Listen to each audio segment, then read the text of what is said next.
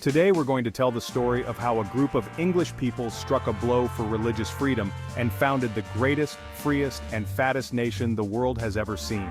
These Brits entered a barren land containing no people, and quickly invented the automobile, baseball, and Star Trek. And we all lived happily ever after. Jamestown, Virginia, the first successful English colony. So most Americans grew up hearing that the United States was founded by pasty English people who came here to escape religious persecution. And that's true of the small proportion of people who settled in the Massachusetts Bay and created what we now know as New England. But these Pilgrims and Puritans, there's a difference, weren't the first people or even the first Europeans to come to the only part of the globe we didn't paint over. In fact, they weren't the first English people. The first English people came to Virginia. Off topic, but how weird is it that the first permanent English colony in the Americas was named not for Queen Elizabeth's epicness, but for her supposed chastity? Right, anyway, those first English settlers weren't looking for religious freedom, they wanted to get rich. So the first successful English colony in America was founded in Jamestown, Virginia in 1607. I say successful because there were two previous attempts to colonize the region. They were both epic failures. The more famous of which was the colony of Roanoke Island set up by Sir Walter Raleigh, which is famous because all the colonists disappeared, leaving only the word Croatoan carved into a tree. Jamestown was a project of the Virginia Company, which existed to make money for its investors, something it never did. The hope was that they would find gold in the Chesapeake region like the Spanish had in South America, so there were a disproportionate number of goldsmiths and jewelers there to fancy up that gold, which of course did not exist. Anyway, it turns out that jewelers dislike farming. So much so that Captain John Smith, who soon took over control of the island, once said that they would rather starve than farm. So in the first year, half of the colonists died. 400 replacements came, but by 1610, after a gruesome winter called the Starving Time, the number of colonists had dwindled to 65. And eventually, word got out that the New World's one-year survival rate was like 20%, and it became harder to find new colonists. The Headright system, indentured servants, and slavery in Jamestown. But 1618, a Virginia company hit upon a recruiting strategy called the Headright system, which offered 50 acres of land for each person that a settler paid to bring over. And this enabled the creation of a number of large estates, which were mostly worked on and populated by indentured servants. Indentured servants weren't quite slaves, but they were kind of temporary slaves. Like they could be bought and sold and they had to do what their masters commanded, but after 7 to 10 years of that, if they weren't dead, they were paid their freedom dues, which they hoped would allow them to buy farms of their own. Sometimes that worked out, but often either the money wasn't enough to buy a farm, or else they were too dead to collect it. Even more ominously, in 1619, just 12 years after the founding of Jamestown, the first shipment of African slaves arrived in Virginia. So the colony probably would have continued to struggle along if they hadn't found something that people really loved: tobacco. Tobacco plantations in the Virginia colony, but the Europeans had never seen it, and it proved to be kind of a thank you for the smallpox. Here's some lung cancer gift from the natives.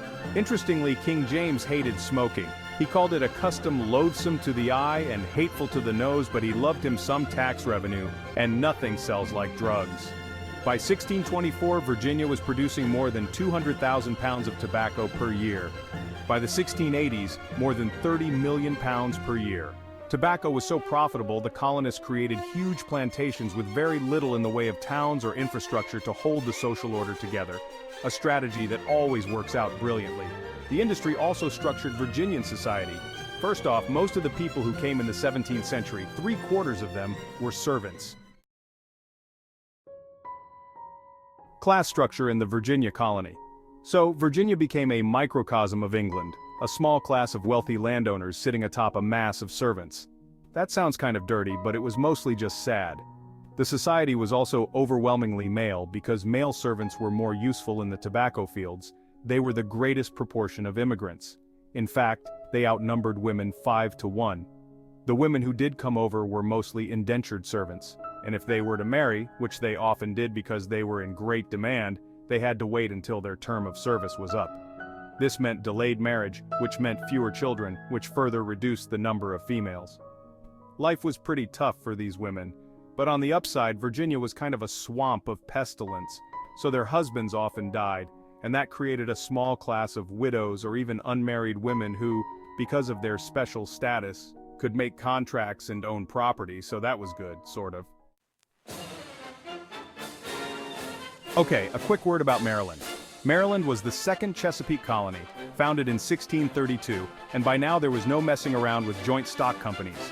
Maryland was a proprietorship, a massive land grant to a single individual named Cecilius Calvert. Calvert wanted to turn Maryland into like a medieval feudal kingdom to benefit himself and his family, and he was no fan of the representational institutions that were developing in Virginia. Also, Calvert was Catholic, and Catholics were welcome in Maryland, which wasn't always the case elsewhere. Speaking of which, let's talk about Massachusetts. So Jamestown might have been the first English colony, but Massachusetts Bay is probably better known. This is largely because the colonists who came there were so recognizable for their beliefs and also for their hats. That's right, I'm talking about the Pilgrims and the Puritans. And no, I will not be talking about Thanksgiving, is a lie. I can't help myself. But only to clear up the difference between Pilgrims and Puritans, and also to talk about Squanto. Pilgrims, the Mayflower, and the first Thanksgiving. God, I love me some Squanto. Let's go to the thought bubble. Most of the English men and women who settled in New England were uber-Protestant Puritans who believed the Protestant Church of England was still too Catholic-y with its kneeling and incense and extravagantly hatted archbishops. The particular Puritans who, by the way, did not call themselves that, other people did, who settled in New England were called Congregationalists because they thought congregations should determine leadership and worship structures, not bishops. The Pilgrims were even more extreme. They wanted to separate more or less completely from the Church of England. So first they fled to the Netherlands, but the Dutch were apparently too corrupt for them, so they rounded up investors and financed a new colony in 1620. They were supposed to land in Virginia, but in what perhaps should have been taken as an omen, they were blown wildly off course and ended up in what's now Massachusetts, founding a colony called Plymouth. While still on board their ship, the Mayflower, 41 of the 150 or so colonists wrote and signed an agreement called the Mayflower Compact, in which they all bound themselves to follow just and equal laws that their chosen representatives would write up. Since this was the first written framework for government in the US, it's kind of a big deal.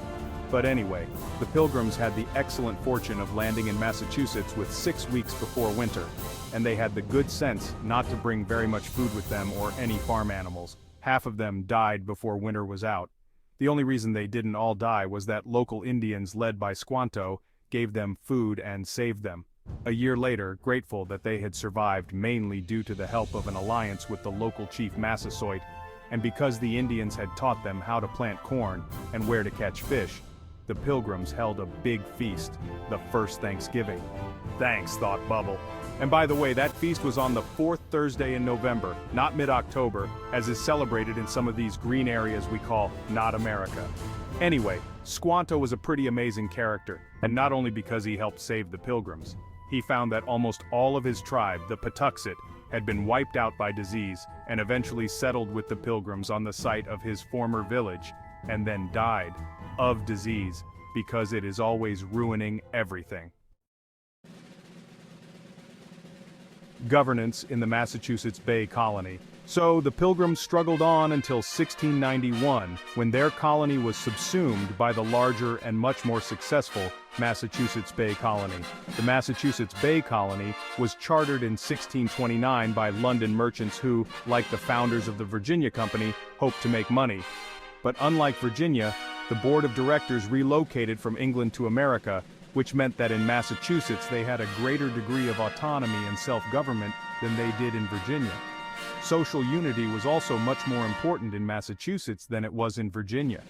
The Puritans' religious mission meant that the common good was, at least at first, put above the needs or the rights of the individual. Those different ideas in the North and South about the role of government would continue until now.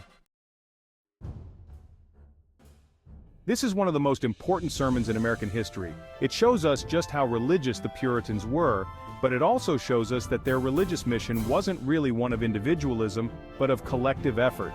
In other words, the needs of the many outweigh the needs of the few or the one.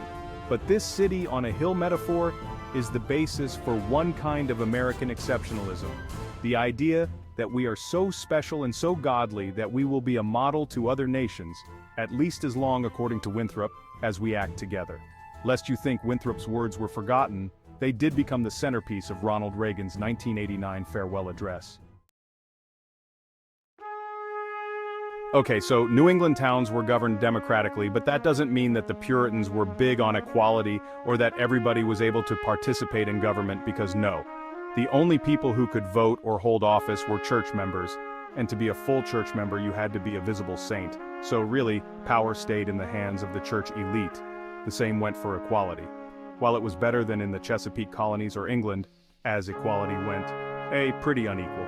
As John Winthrop declared, some must be rich and some poor, some high and eminent in power and dignity, others mean and in subjection. Or as historian Eric Foner put it, inequality was considered an expression of God's will, and while some liberties applied to all inhabitants, there were separate lists of rights for freemen, women, children, and servants. There was also slavery in Massachusetts. The first slaves were recorded in the colony in 1640. However, Puritans really did foster equality in one sense. They wanted everyone to be able to read the Bible.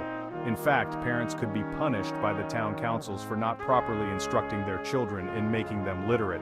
But when Roger Williams called for citizens to be able to practice any religion they chose, he was banished from the colonies. So was Anne Hutchinson, who argued the church membership should be based on inner grace and not on outward manifestations like church attendance.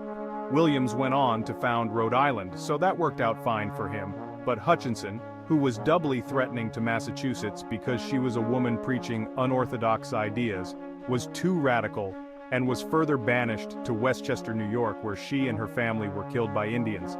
Finally, somebody who doesn't die of disease or starvation. So Americans like to think of their country as being founded by pioneers of religious freedom who were seeking liberty from the oppressive English. We've already seen that's only partly true. For one thing, Puritan ideas of equality and representation weren't particularly equitable or representational. In truth, America was also founded by indigenous people and by Spanish settlers, and the earliest English colonies weren't about religion, they were about money.